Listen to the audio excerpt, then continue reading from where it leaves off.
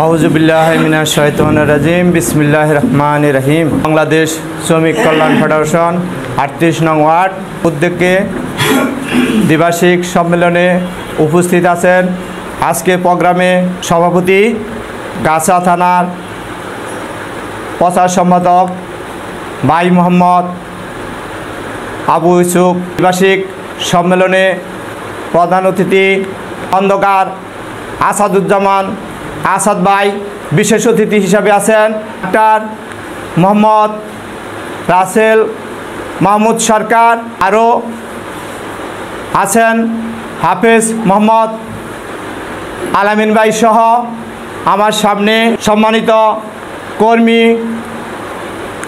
ও সহযোগী ভাইরা, আসসালামু আলাইকুম। আপনারা সকলে ভালো আছেন? আলহামদুলিল্লাহ, আমিও আপনাদের দয়া আল্লাহর রহমতে ভালো আছি।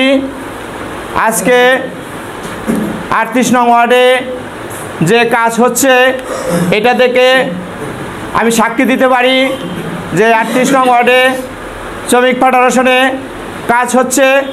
তাই আমি বাংলাদেশ জামাত ইসলামী পক্ষ থেকে এবং বাদশামিয়া ইউনিটের পক্ষ থেকে আমি বাদশামিয়া ইউনিটের সভাপতি আপনাদের যারা এই আয়োজন করেছে এই আয়োজনে আমি সন্তুষ্ট এবং আপনাদেরকে ধন্যবাদ জানিয়ে আমি আমার সংক্ষিপ্ত বক্তব্য এখানে শেষ করছি। আসসালামু আলাইকুম।